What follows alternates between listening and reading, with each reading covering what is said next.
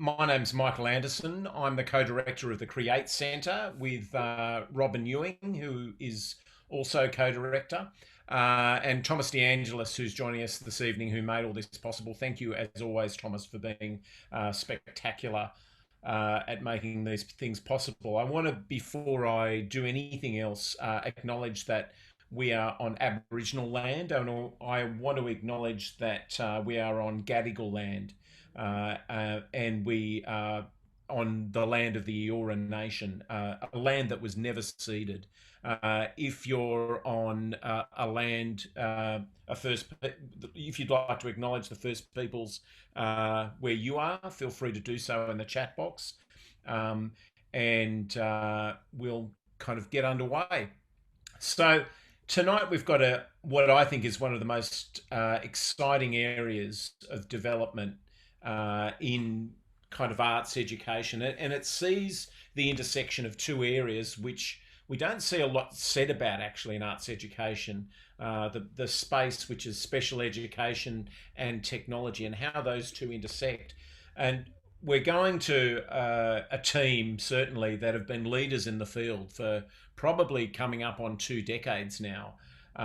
Paul Sutton and Max Dean from C&T have certainly led the way in what's been possible with thinking about how the arts can be applied in lots of contexts, but certainly in arts contexts.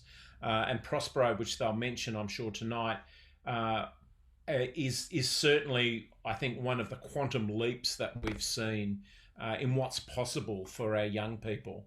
And the exciting thing that I see in the work is it traces back to their kind of origins in theatre in education and theatre with young people, and it actually picks up on many of the themes in their work are still there, no matter where they are and where their work has evolved to in terms of the technology. This is a Create event, which means that the University of Sydney's Create Centre is putting it on. If you're interested in being a member of Create, Thomas has dropped in the chat box a link that will take you there. You'll also get an e-news every week or so that will keep you up to date with all of the projects and the events that are going on. And we're putting a lot of events on over the next 2 to 3 months. So it's a really good thing to kind of keep that in mind. So welcome Max, welcome Paul, and welcome Margaret. And I'll let Paul and Max introduce Margaret in more depth. But look, we're really looking forward to hearing some of the fantastic work you're doing in the UK, and hopefully we can start to think how we might make it possible in Australia and the other places we're from. So Paul, take it away. Thank you, Michael. It's lovely to be joining you at this bright and early hour in the morning in England. So yeah, just to kick off, just to give you a little bit of background to our partnership and how we came together. Max and I work for C&T, which, as many of you know, is the applied theatre company based here in Worcester, where Margaret is as well, the other side of the city to us. Our background is in theatre in education, going back over 30 years. Margaret can actually remember, Margaret and I worked together when I looked as young as Max does now, many years ago, when we were both involved with what was then called the Worcester Play Council, and she was a real supporter of us in those early years, and still hasn't learned the lesson of those experiences, and continues working with us to today. The thing that differentiates our company, I suppose, from many other theatre and education companies and applied theatre companies has been our long-standing interest in digital technology. And many of you know of many of our projects, which over years have worked with young people and a range of marginalised audiences in a variety of contexts, always with a local Worcestershire focus, but also because of the potential of these technologies to enable collaboration between people in remote locations. We've always had an interest in working in partnership with other people in other settings around the world. However, over the last 3 or 4 years, rather than focusing on discrete bespoke projects one at a time. We've been directing our attentions to trying to develop, kind of pooling all that knowledge and expertise that we feel we have into developing a platform which we can use for kind of assembling our interactive applied theatre and drama experiences. And so the platform that we've kind of created is called Prospero, and it allows us and potentially anybody to kind of create immersive, interactive digital learning experiences that are rooted in those methodologies and techniques that we all know and love from process drama and theatre in education. You can find Prospero, if I just share my screen, I think I can just show you a little bit of what some of it looks like. This is just the CNT website. If anybody's interested in just having a quick look round that, you can just find us at cnt.org. But the most exciting stuff can be found on the Prospero website. And Prospero exists as some very simple tools that can be linked together. First of all, there is the library, which is a growing catalogue of online digital resources. It's just loading right now. Which any school or youth group or university can access and use. And these interactive resources can just be with a simple click of the button, can be accessed and played on your laptop, shared to a screen in your drama studio, or on a smartphone or tablet computer, which means that they can access and work with any young people or any communities in any setting. So whilst we're very lucky, obviously, in the UK to have well-resourced schools and classrooms, as you can see from some of the materials here at the centre, Prospero is also actively used in places like Korogocho, which is a slum district of Nairobi. Within Prospero, there are a set of tools called the Prospero producer pages, which allow people who we give access to create their own interactive resources and share those with people within their schools or their communities, or with other potential participants and collaborators and projects. And Prospero has really helped us drive our collaboration with Fort Royal over the last 2 to 3 years. The background to this project, just before Margaret introduces Fort Royal and the school, just to contextualise that CNT has had a long-standing interest and commitment to working with in special education and with people with learning disabilities.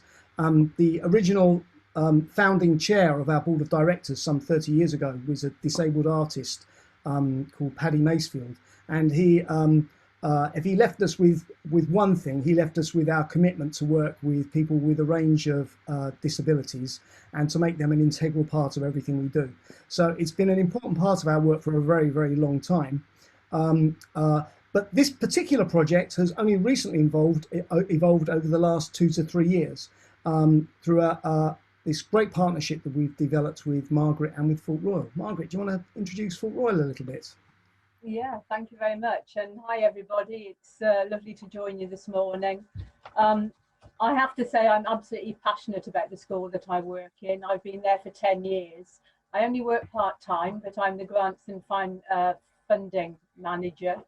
I've met Max a few years ago. He came to have a look around the school because his brother was interested in I think he'd started, hadn't he, Max? Owen had started at the school. Owen asked if his brother could come and have a look round. Max and I had a wander around the school, and the more we talked, the more we connected. And because I'm an IT virgin and have absolutely no idea about how IT works, but have got so many ideas about what we could do to help the children's learning, I started sort of saying, well, is it possible to do this? Or wouldn't it be great if they could do that? And Max was like, yeah, we could do that.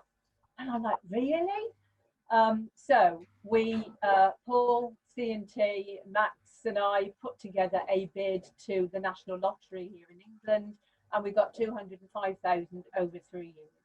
And with that money, we've developed all of these different things. Well, I say we, actually they, because as I say, I don't have much idea. We have got 220 children at the school. We've got 20 classes. The children have got a range of physical and educational needs. We've got children with life-limited illnesses. We've got children on the autistic spectrum. We have a nursery assessment unit with 50 children that come in part-time and then feed into the main school. Now, the most that we have in A class are 11 children.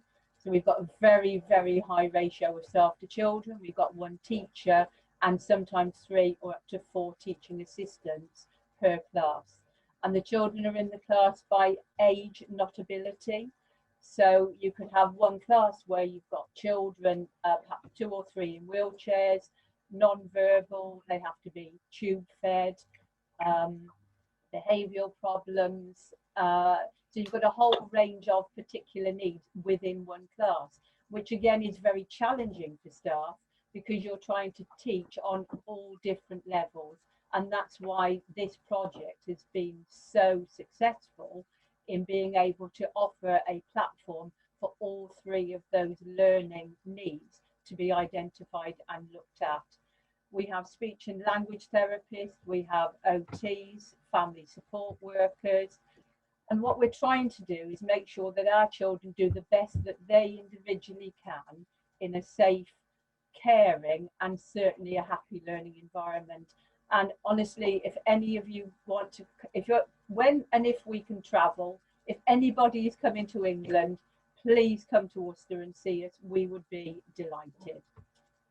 So that's from me. Thank you.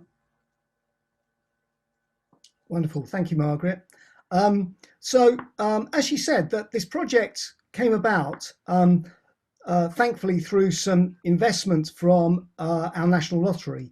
Our National Lottery has been the saviour of much arts and community work over the last 25 years, and particularly amazingly supportive over the last 12 months.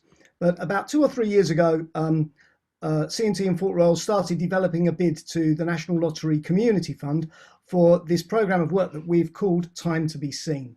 You can find information about Time to be Seen on the Time to be Seen website, which is right here at timetobeseen.net. And there's some information and some videos and access to some of the resources in Prospero that we've created as part of the project over the last couple of years.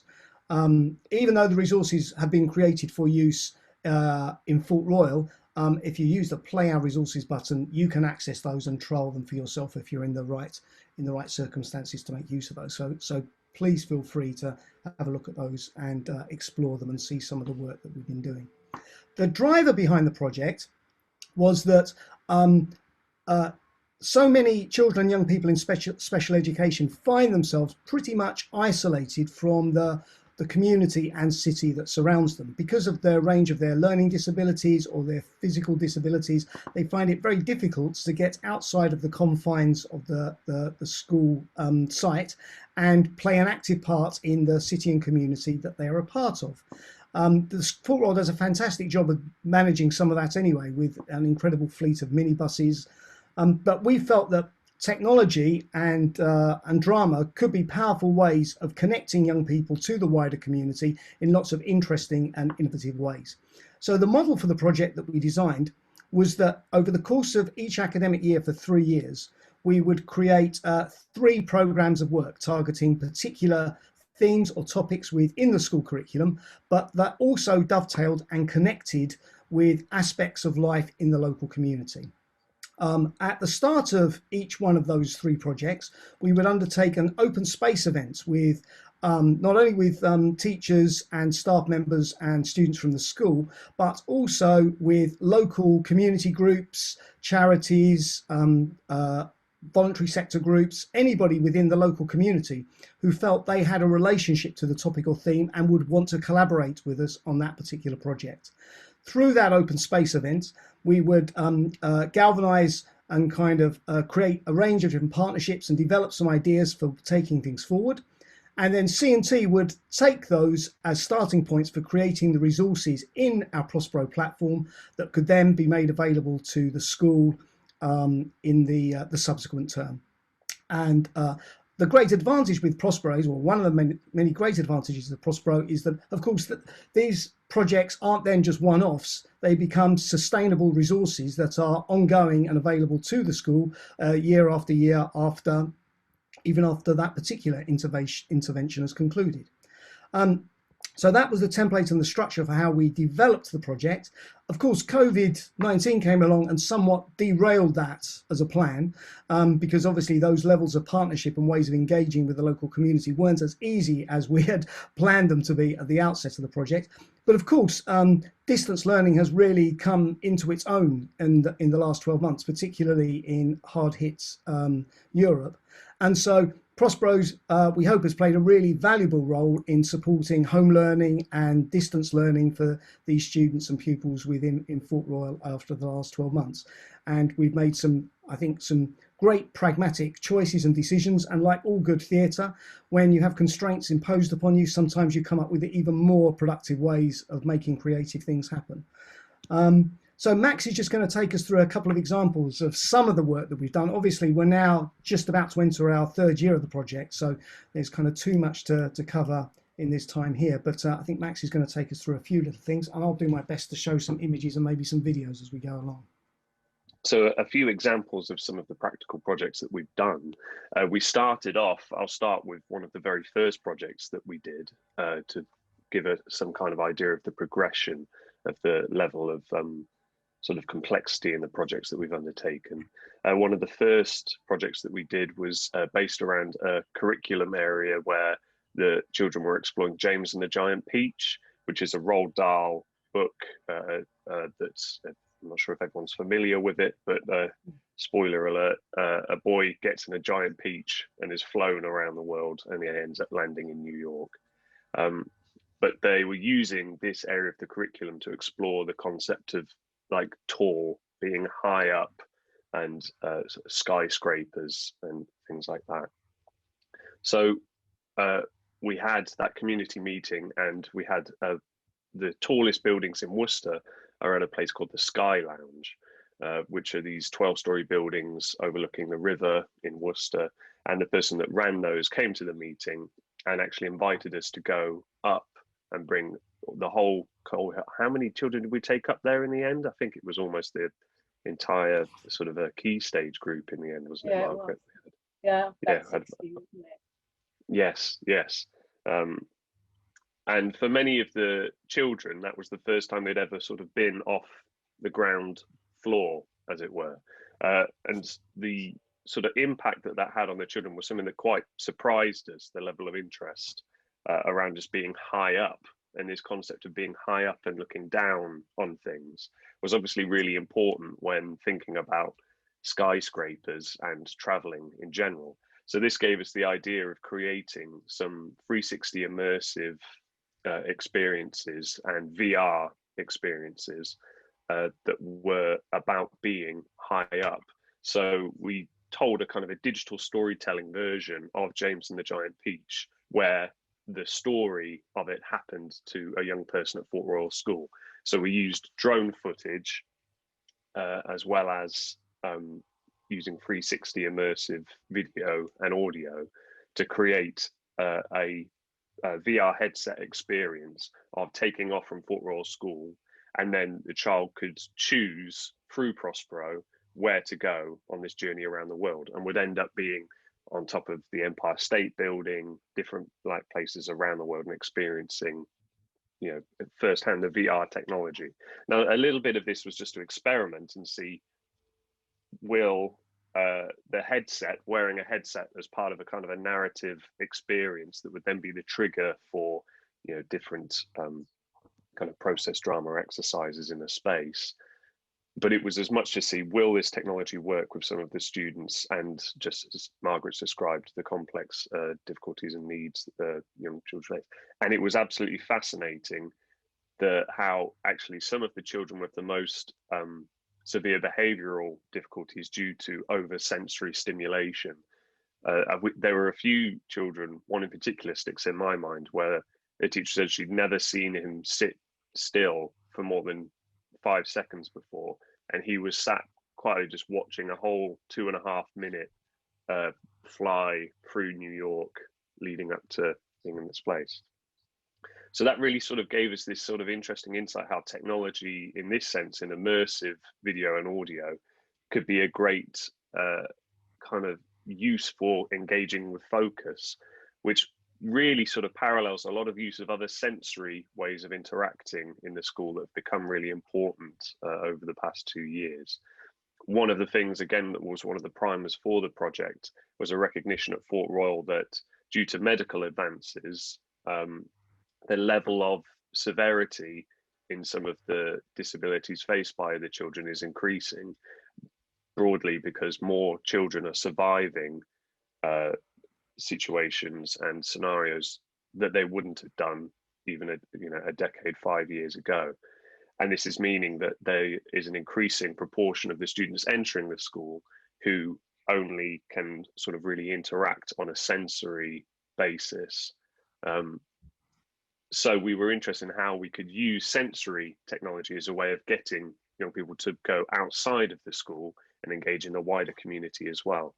So we've created sensory trails, again, around narratives that the school's exploring itself using GPS functionality within Prospero to make kind of almost like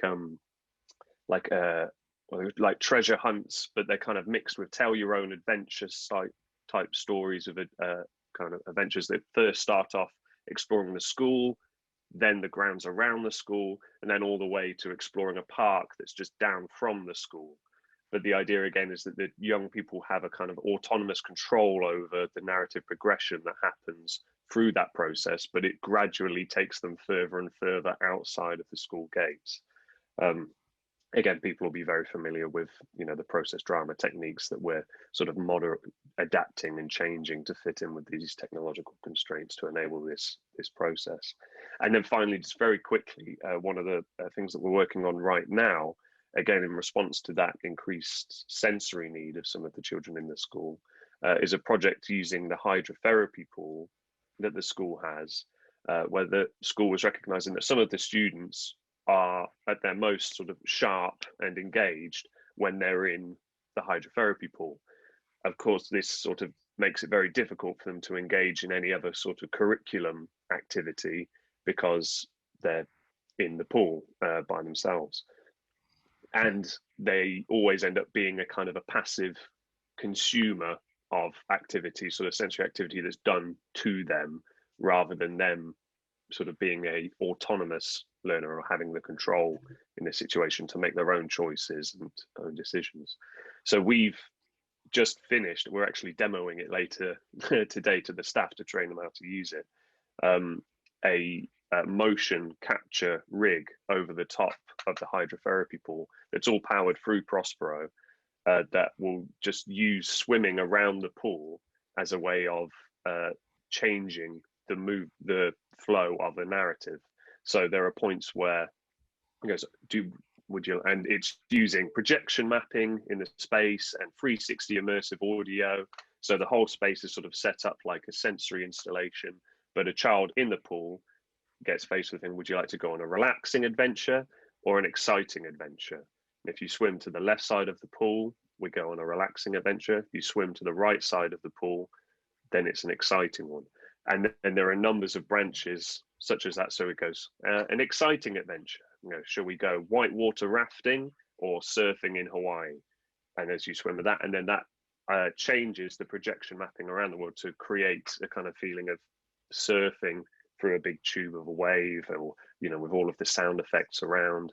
And then there are stimuli that respond, like activities that respond to that, of going, as the wave's happening, can you make a big wave in the pool?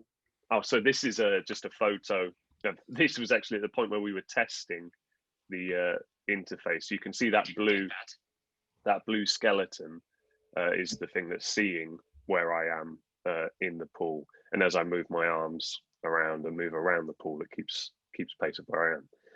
So the whole idea of this was using a technological interface to break down barriers to participation in a process. So that actually, in terms of what the activities are, some of them are very sort of like simplified kind of drama games a lot of the time, because they're young children, and the capacity of some of the children that are engaging in it. And actually, another nice thing of Prospero, just very briefly, is because Prospero is a digital platform, it's very easy to create a session at different levels based on the school's all of the curriculum topics and engagement that the school does. They work at 3 different levels, which I think are like I've forgotten the name of them now, Margaret, but there's something like supported, basic, and advanced, something along those levels. They're words to that effect. And what Prospero allows us to do is basically make free versions of each of the materials that we create, so that the teacher can decide which level they want to work at, and also that pupils can do the kind of the basic level one several times, and then maybe they move on, and do the next level up. So this gives you a bit more of an idea of the kind of the space that we're in. This is obviously not showing the kind of the content and the sensory experience that's happening, just the projection mapping that's taking place on the projection screen. But those are just 3 different sort of very, very briefly. I mean, we've done now, it's probably close to more like a dozen projects across the school, all quite distinct, but all of them are doing that thing of responding to what an identified need from the school, thinking about how the synergy of sort of applied theatre and process drama techniques can work along with technology to break down those barriers to participation, both in and outside of the school curriculum. And I think that's the one of the fantastic parts about using Prospero in this particular project, is that I think sometimes distance learning has a reputation for being that, sort of having just spent 3 months home tutoring my 10-year-old daughter via platforms such as Seesaw and things like that, that they do just become, they're far from immersive and interactive most of the time. They're just distribution platforms for sending PDFs or Word documents and maybe short videos to people, but there's nothing interactive or immersive about it. And what's been fantastic about these projects is that actually you're creating bespoke solutions that can be dovetailed for particular schools' needs in a way that would just not be economically feasible if you had to code all of these things from scratch and build them from the ground up. Prospero is just a fantastically flexible toolkit where, obviously it's take the hydrotherapy pool project. It's taken months for Max and me and Al, our developer, to kind of code and build the platform. But it actually has only taken Max a couple of days to actually build the workshop in Prospero, which means that the school can make more and more of these things really flexibly and easily as and when they need to for the foreseeable future. So it just becomes something that's a deployable toolkit that can be adapted and used in a whole range to address a whole range of learning content. Yeah, Margaret. Can I just add with that? I mean, for instance, James in the Jar and Peach was for one particular key stage the first year that we did it for this, but when those children then moved from the lower key stages up, that particular thing is there for them as well. And particularly this year in lockdown, it's been absolutely invaluable that both staff and parents can access all of that information and actually go through the curriculum, although they're not physically in school. So it's been terrific. And a lot of the staff have said that by having those things and being a part of it, it really helps the children in their learning context, because when they've been a part of developing something like going to the Sky Lounge, when they're actually talking about it, it really helps with their language and their understanding, because they've actually had those experiences, which obviously they wouldn't have been able to have before. So, yeah. It was a great little example before Christmas, wasn't it, Margaret, when the school suddenly realised with our kind of, as we accelerated towards more and more restrictions before Christmas, as the new variants kind of took hold, they suddenly realised at school that Father Christmas couldn't visit all of the classes in school as he would normally do. So Margaret asked if we could make a kind of Father Christmas kind of interactive quiz that could be played in all the classrooms. So very quickly, in just a matter of days, I dressed up as Father Christmas, co-opted my daughter in lockdown and made an interactive quiz as Father Christmas for all the classes to use. And Michael, those images of me of Father Christmas are not available for you to see. But it just shows you how flexible and adaptable that Prospero can be in those challenging circumstances. But, so I think that's kind of. Oh, sorry, Margaret, go on. No, I was just going to say also how real you look, because apparently when they showed it one of the classes, one of the little ones went round to the back of the screen to see where Father Christmas was. So that's you've got a new thing that you can do next year. Typecast again. I mean, you look at Paul and you think Father Christmas. I don't know. Oh, we had a very. I don't know how we didn't think of it earlier. So, just in terms of, I'll ask the first question, and then if people want to just pop kind of questions in the chat box, we've got one that I'm going to throw to in a second. But and what I'm going to ask people to do is just unmute and have a chat rather than we can have a chat. I think about this stuff because there's only a few of us. Just in terms of the breadth of the work that you're doing at the moment, to what extent are these projects arts projects, and to what extent are they education projects, or to what extent are they kind of crossovers? And I think if you think about the project you're talking about with Margaret, it seems to me that it's very embodied, very active.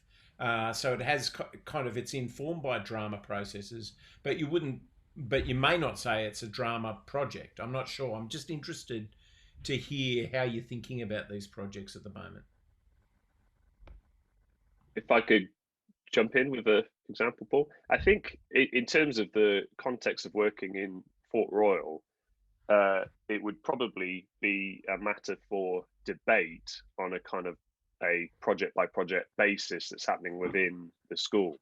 So another example of a project that we're working on this third year, and I think the other thing is that over the 3 years we've been progressing more and more, so it's closer and closer to the kind of the arts and the process drama based work, as we've sort of got more of a measure of how we can work and the sort of the extent to which we can push the project. Whilst we've, as you say, used a lot, it's all sort of process drama methodologies and approaches, and using that kind of learning by doing processes in all of the projects. We're working towards now, one of the ideas we have is of creating a performance piece in Worcester city centre, so like in a high sort of profile venue like the town hall, of having actors doing a sort of improvised performance, some disabled actors that are sort of choreographed by a student with using eye gaze to make the decisions of the kind of the prompts that they take as an improvisation performance. So eye gaze is a piece of technology that follows a user. It's for students with no use of their limbs, and they use their eye to move. It tracks where their eye is looking on a screen to then be like a cursor controlling it. Now, using that, synergizing with Prospero, allows us actually to create a drama, like a kind of a different sort of like process with different sort of branches, different options to choose as kind of stimuli for then someone with no control of their limbs to actually become like somewhere between a conductor and a joker in a kind of forum theatre style sense, to then control live actors on a stage performing and creating a piece of drama for a live audience, in a theatre space. Now that compared to something like the hydrotherapy pool project is probably much easier to go, well, that's just sort of theatre with a capital T, that you can then sort of say it's just been using technology to enable someone to control and be the orchestrator of that theatrical process that wouldn't be possible otherwise. I think that tends to be less of the kind of the question that we ask ourselves, because we're working in this kind of hybrid methodology all the time, and all of these things are the first time these things have been done, and so it's always kind of retrospectively asking that question rather than sort of going like, yes, would you call this theatre or drama or performance, or is it a kind of a hybrid performance pedagogy? Oh, sorry, Margaret. Yeah. Well, no, I was just going to say, actually, every time you step into the classroom, there is a sort of drama, isn't there? Because you've had to get to know the children and build up their trust. I think a lot of the things that we did, particularly with the Egyptians, for example, with that storytelling, where the children went and they followed through with things and they dressed up and they could make choices. They followed the story in whatever way they choose. Actually, you are providing them with that creativity, which if they just picked up a book and read the story, that I don't think that would have happened. Yeah, and I'm not actually I'm not arguing that that's a problem if it's not drama. I don't think that's a problem at all. In fact, a lot of work I think is infused with what you'd call kind of drama pedagogy, and there's certainly a lot of drama pedagogy in the work that you've talked about tonight. So I don't think it matters if it's drama or not in some ways, but I'm just kind of interested in whether you think about those categories in terms of the way you're putting this work together, or whether these kind of categories just kind of emerge. And I mean, you know, it's kind of the hydrotherapy pool. I was thinking almost there's an overlay, potential overlay of Busby Berkeley and all that kind of stuff as well. I mean, there's some really interesting arts influences that you could play into, which I think would be fascinating. But I think as well, of course, you wouldn't have to either. No, I agree, Michael, and I think for us, I think that that we kind of see like drama. We've deliberately placed drama and technology on a continuum, and I think where we sit is like when any one of these projects happens, it takes place somewhere on that continuum, maybe closer to drama or maybe closer to technology. I'm not particularly bothered where it sits on that continuum, because I think even if you swing far to one end, you learn something else that you didn't learn than if you just kind of slap bang put yourself in the middle every single time. So I think testing the boundaries and the parameters allows you to learn more. And I also think as well, like Margaret hopefully will agree with this, is that all the teachers in Fort Royal have amazing skill sets, but I don't think any of them are drama teachers by training or practice. And so I think there's a lot of that very basic stuff of like, we're not only trying to encourage them to engage with drama as a learning medium in the classroom, but we're trying to get them to do that through digital technology. So I think, a lot of the initial work on the project was about building their confidence and skills and capacity so that they can take that forward and we can get more and more ambitious. COVID's upset the balance a little bit on that, because actually now what we find is, which I'm sure many of you have had to experience as well, is how do you create drama experiences when students are just alone at home? How do you collaborate and work together and make something meaningful that's about people in a space sharing and working together when you've got to do that in isolation? But all the same, I think, just as long as you are aware and consciously making decisions as to where you are on that continuum and you learn something from those things, I think that's what's important. Yeah, that's great. And I think that the nature of this area and the experimentation that has to go on means that you kind of are post hoc kind of working out if it needs to fit into a container or what container it needs to fit in at all. And I think that completely makes sense.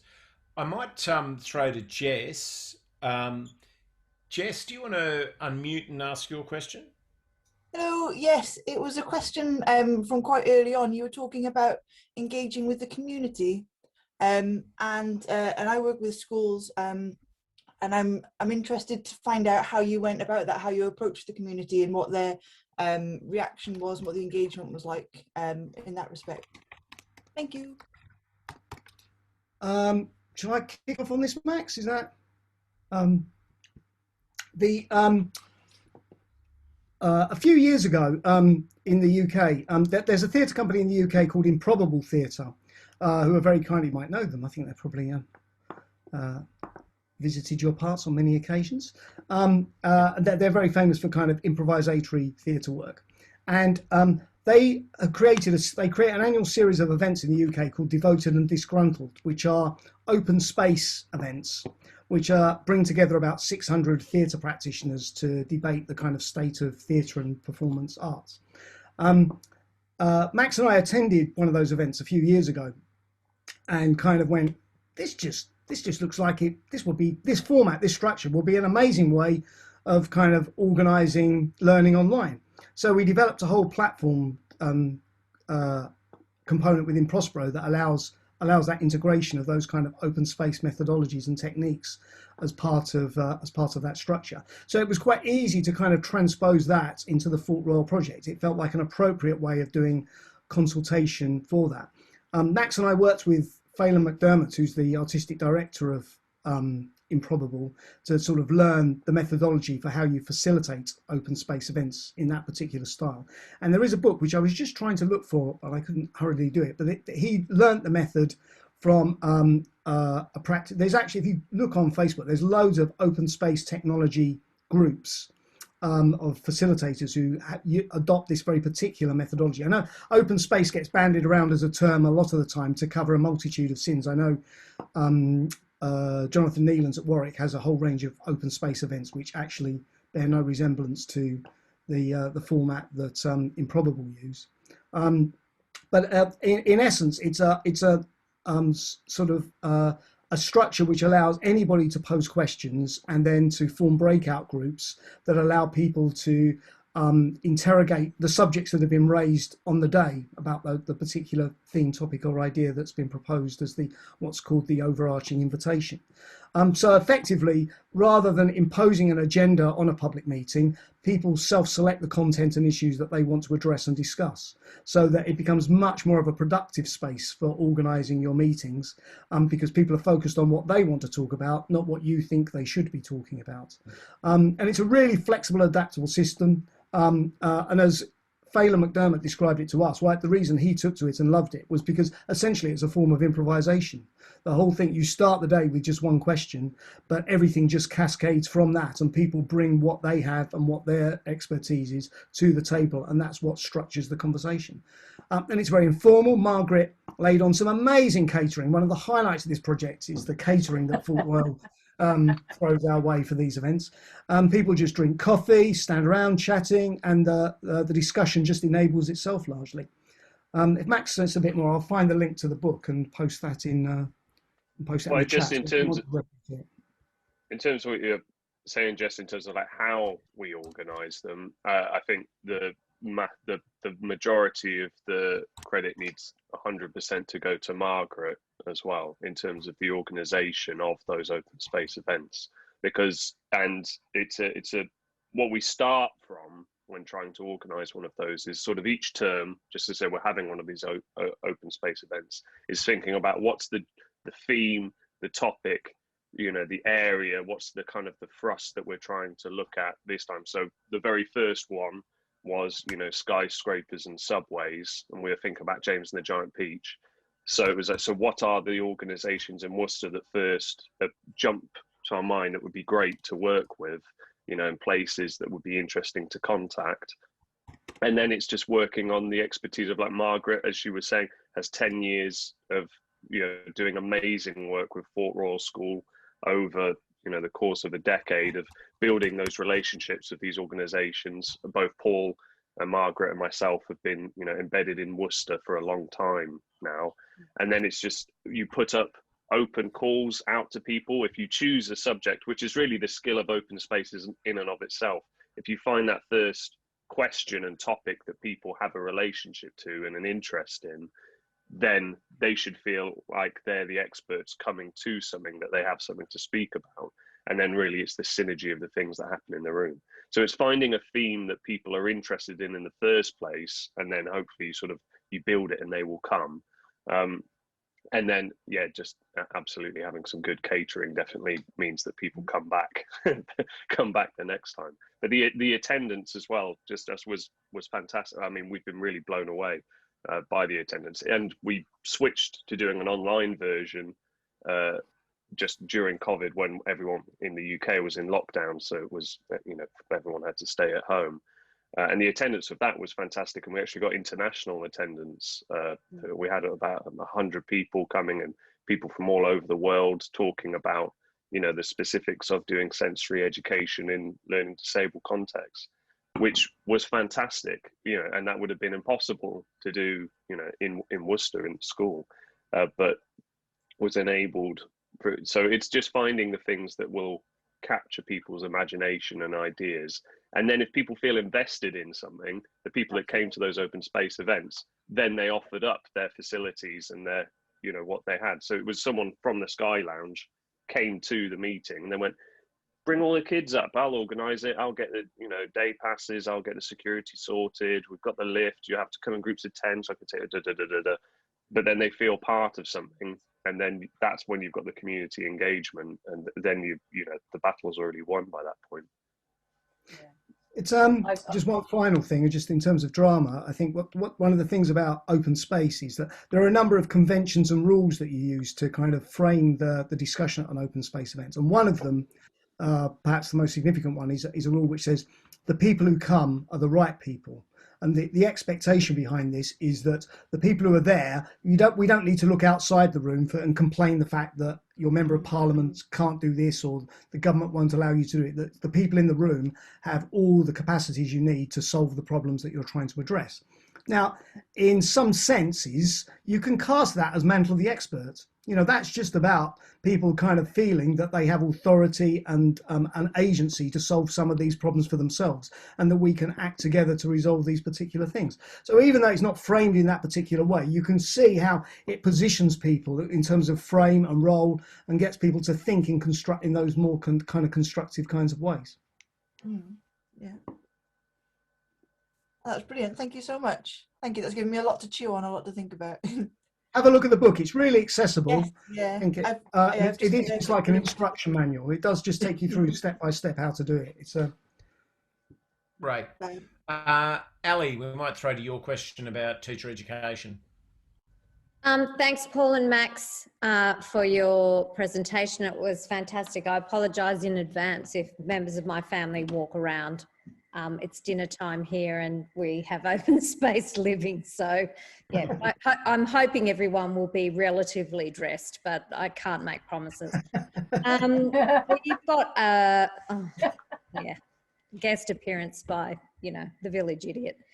Thank you, Margaret, particularly. I'm always interested in a practitioner's perspective because my beating heart is right there. But I'm really, really interested from the perspective of, I guess, teacher training, because we're considering a new stream we've got a brand new rollout of a new degree starting 2022. And we're actually working fairly hard at the moment to think about a method in Australia, you know, context in Australian education. We're bound by particular governance and students have majors. So secondary education I come from. So English and drama and history, maths and drama.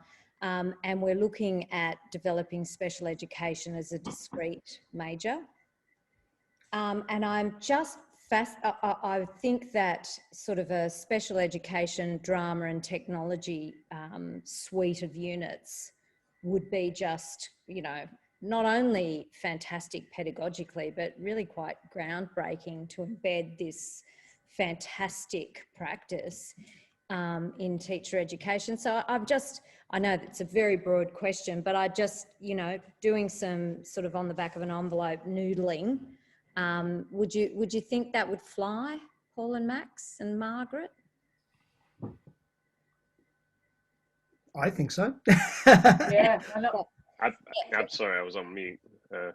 I think really that was kind of one of the main aims of this 3-year project particularly, and teacher training has been embedded in the project over the course of the 3 years. So every single term, not only are we sort of developing something new, simultaneously to that, we have a whole school-wide training event on a piece of technology or on a drama approach that we're using. So the whole school's been taught how to use like augmented reality, and we've taught the whole school how to use virtual reality headsets and how to create QR codes. Oh, Margaret, it might be a good one for you to talk about just how, because you were telling me the other day about how like QR codes and have just been taken by the staff and running with that as an approach way beyond the scope of, you know, the project as we envisaged. Absolutely.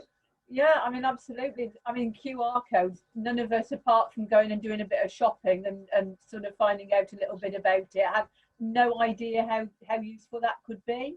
It's now used on display boards around the school, in the classroom. But more importantly, because of lockdown, we started a sensory lending library so that the parents could actually borrow things. I managed to raise £5,000. So we went off and bought a whole load of sensory equipment, toys and bubble machines, all sorts of things, so that parents could actually borrow it while they were at home. And with each of those, they've now got a QR code that gives all the information about how to use it, health and safety aspect of it, what is the best way, that the different uses of it for your child to be able to use. Now, I mean, that is something that even a year ago, we wouldn't even have been thinking about. But that has been absolutely phenomenal. And I mean, we've got over 150 now different items that parents can borrow, and each one has got a designated code to it. And also for teachers are sending little clips of the children's work home to parents, because I mean, for all children with special needs, a very small step can be hugely important. And if a child manages to do something that they've never done before, it is so wonderful to be able to capture that so that a parent can actually see. It's like when you've seen your child take their first step. You can't reproduce that if you've not seen it. And so that again has been so valuable. And again, you know, all the staff have taken it on board, because it just shows the difference that the school and the parents working together can make for their child. So that's been fantastic. Yeah. One of the key strands of the initial funding from the lottery was that even though we were piloting and developing these resources to benefit Fort Royal, that we wanted to scale that up and make the learning that we developed through the project available to other people working in special education. And originally we'd planned to do regionally some kind of sort of seminar days where people could come and experience firsthand some of that experience. And obviously that's not been possible in the last 12 months. But we've held a couple of Zoom call sessions where we've had practitioners from all over the world finding out about what we've been doing. And I think, you know, that's one of the great advantages of using Prospero, is that it allows you to reach people at scale and distance. So, and you know, that's a kind of, you know, a circular conversation for us, that we, you know, we're learning a lot here and creating things, but finding ways of partnering with other people around the world who might find other productive ways of using Prospero within their context, and Fort Royal can benefit from that. All those possibilities are, once you have a platform like Prospero, which, you know, provides, you know, equity of access to these tools and resources, all of these things become possible in new and interesting ways. And they're all archived, of course, which is the other, just as Margaret was saying before, if you've made it once and now it was made for Key Stage 2, Key Stage 2 has gone up, but the Key Stage below that have come up, and now they're using the resources that were created in the first year, and they're still there, and the, you know, the context is, and that's available online. So in terms of the kind of the repository of work keeps growing. So and you know, if you're looking for case studies and things for people to look at, then that it's all there, as it were. Mac, is that available, publicly available? Yeah. So yeah, a lot of it. Some of them, the ones that involve the children themselves, videos of children in and things like that, are all protected and things like that. But yes, a lot of it is up there, and a lot of the things actually are very easy to very quickly tailor. It'll be a case of, because again, the great thing is you can just copy paste out and go, well, this video of, you know, a British kid going da da da da to camera, and well, if you just replace that one video, then all of the other work you've done around it still completely fits and works, and all of that. It's just Even as far as the hydrotherapy pool, it would be, you know, comparatively easy. You know, one of the things that we pestered our developer about a lot of the time was that we don't just want this to work in one hydrotherapy pool. If this kind of motion tracking feature you know, doesn't work in a different room with different lighting, we're not interested in it. It's got to be scalable and have benefits, so that, you know, even Fort Royal could use that kind of capability in different classrooms and different spaces, but it would work on the other side of the world with you know, relative ease. Thank you all very much. Really, really exciting. I'm excited to take it back to the working committee because I just think it would be absolutely perfect. But Michael and I can chat about that in our local context, I guess. Yeah. Thank you. It's very exciting. Excellent. Thanks, Ali. Amanda, do you want to unmute and ask your question? Oh, hi. Thanks, Michael. Hi, Paul and Max. Can you speak just briefly about how you maintain your expertise in technology and how you keep the digital infrastructure of Prospero, current? I'd really like to hear a little bit about that because it's really important, I think, so that the infrastructure and your expertise is ready and able to be applied to any and all applied arts contexts. I think we do several things really. I think we dabble in anything. I'm reluctant to call us geeks, but we fish around and we try things out.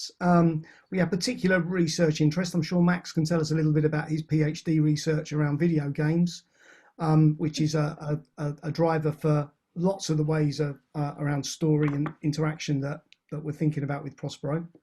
Sometimes though, it's just serendipitous, and I think you just have to be kind of to be inquiring and interesting. Like, for example, one of the things that we've really been interested in the last few months is that all of our quite recently, our former base at the University of Worcester, we moved offices because it was just not very safe under COVID. So we're currently based in the Six Ways Stadium, a professional rugby stadium in Worcester. So we spend most of our day looking out the window watching rugby players running around training, which just got us thinking about the performative nature of sport as well as kind of drama and theatre, which as we went into lockdown and our gyms closed, we started exploring fitness apps and actually found tremendous synergies between some of those platforms and those interfaces and the way that they work and the way they motivate and the way they engage and how they enable you to track progress and monitor things. So just spending a lot of time being sweaty in my front room, trying different exercises out and thinking what lessons can be learned from that to input that into Prospero. It can be as crazy and as maverick as those sorts of things, but there are huge synergies and similarities to the point now where we're looking at certain things and going, well, of course, why didn't we see this before? But we're also been lucky that we have a resident developer, Al, who spends most of his time working on Prospero. I think it's sort of become his life's work really over the last few years. Building up, there's a real sense of ensemble and collaboration there, as you might find in any kind of theatre-based partnership, but also because we have been very lucky in the last couple of years to have investment from Innovate UK, which is our British agency, kind of like the tech equivalent of the Arts Council. And they really funded a huge development program on Prospero over the last 12 months, which has allowed us to do some amazing new things that we can't really talk about now, but within the next month or two, there's going to be a whole new set of tools and capacities and functions within Prospero, which are really going to raise Prospero's game yet again, really. So, Max, do you want to talk about any of your research? Well, I mean, I think really my particular interest in video games is really just a kind of a demonstration of a sort of a wider point of going, it's just being playful. It's the same thing as, with all drama and everything, just be ready to play. And if you're happy to play with things, then actually very quickly the synergies become very obvious. The kind of guiding ideologies around drama in terms of, co-creation, participation, applied theatre, this is, active sort of like physical, emotional and intellectual engagement, attacks. Look at all of those and then go, so where do I see those in the world around me right now happening in youth culture and with young people? And you'll find a lot of those are digital. And then it's just a case of going, okay, so that's where people are already at. How can I take the things that we know drama is so great at and use that as the springboard to engage with that work? and that the technology itself is changing all the time. The guiding principles about why things are exciting and engaging stay the same, and drama's relevancy to those stays the same. And so actually, TikTok comes out, and that's new and it's blown up and it's everywhere, but it's still about people creating their own work. It's about responding algorithms, personalizing the content to you specifically. All of these, you've got a constraint if it has to be within this time frame. You just go, well, these are all just different sort of technological constraints on a process is very easy to replicate in a drama scenario. So just play, and you learn about those synergies by playing with the things. So when TikTok comes out, go, I'm going to get TikTok and I'll play it. It's free. I'll get it and I'll play with it and see what happens. And then actually you'll go, all these people are doing lip syncs, like they're lip syncing, and this is just drama, like but it's like, well, so why aren't we using that as the way of getting everyone in the world to engage in a more sort of intellectually rigorous form of drama? Again, if people are interested in doing drama anyway, well, we know how to make it the most exciting, engaging, emotionally exciting experience. So we're the perfect people to be working in this world. They're already there. It's a captive audience that's just waiting for new exciting things to be made. So it's just playing. It's just whenever a new thing comes out, play with it and see, how does it fit with what you already know and you're already an expert in, because that's what, all the technologists are dying for. Max's optimistic call to arms there, I shall now counterbalance with a bit of grumpiness. That I think one of the things that I found really fascinating in the last 12 months is that obviously, as particularly, our story of COVID, I think, has obviously been very different to yours. But, clearly, no theatres have been open here for at least 12 months. And there's been a huge, whereas most theatre and arts organisations were always kind of digital refuseniks for many years, the level of adoption has been colossal over the last 12 months. And I'm not criticising any theatre that has made any efforts, or arts organisation that's made any efforts to try and engage with audiences digitally. Everybody's done a fantastic job of keeping arts and society going. But basically what's been fascinating is that, people are largely, we all know that this platform and this space has become central to so many kind of lives and activities. But let's just remember, it's a business tool. It's designed for seminars and meetings, and it's been constructed for those ends. And what Prospero is about starting, as Max says, from being playful. It starts from the needs of learning and interactivity and creativity and theatre and drama, not from the needs of the seminar and the slideshow and the presentation. And so many of the experiences I've seen this year, and I've consumed quite a lot of stuff online, has really just located your webcam in the stalls and watched what's going on the stage. And that's not, I don't, whilst I'm really pleased for everybody, I don't think that's setting the bar pretty low in terms of what these things might be, really.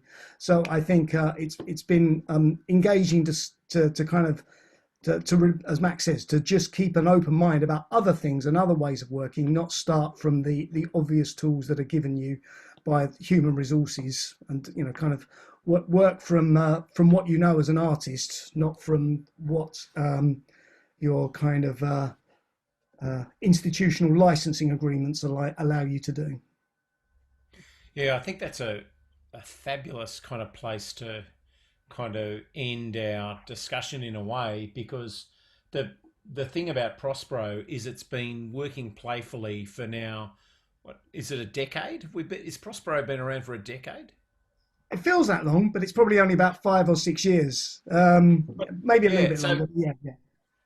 And I think many of the things that we're seeing in schools are really just tricked up business systems like Zoom and some of the learning management systems you're talking about, which are really, they're not around learning so much as corralling the resources for learning. And I think one of the exciting thing that Prospero's always had is this kind of interactivity baked into the system.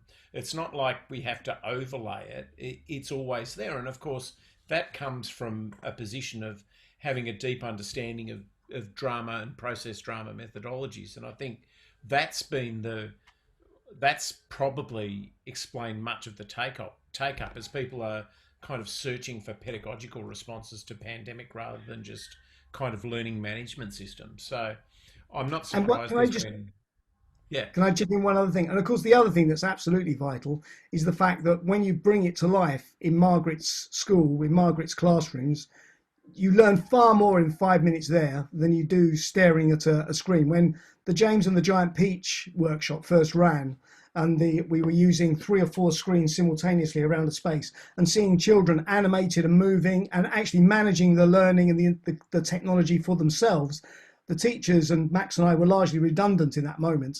That's when you can kind of see the possibilities rather than just it being about kind of functional stuff on screen. It's about what it makes happen in a space. And you can't do that without partnerships with places like Fort Royal. Excellent. Well, thank you, Max. Thank you, Margaret. Thank you always, as always, to Paul. This video, the session will be on our Create YouTube channel. You can get access to that through YouTube, obviously. But if you want to join Create, which is free, obviously, happy to send you reminders about that as well. But thanks so much for your time this evening. Thanks, everyone, for joining us. And I'm sure Max and Paul and Margaret would be happy to kind of take questions or inquiries about Prospero or how it might work in different contexts through cnt.org or email. What's the best way to get in touch, Paul? Just putting our emails into the chat if anybody wants to. Excellent. Or if you need to get them another way, email me and I can pass them on. But again, thanks for your generosity of time and your amazing work. And to Margaret, thank you for continuing to kind of pursue the best for your kids, the best that's possible, really, in terms of technology for any young person. So it's very exciting. So thanks very much. And to everyone, have a good night or morning. Thank you. Thank you all. See Lovely you. to see guys, you. thanks. Bye, Thank you. everyone. Bye. Bye.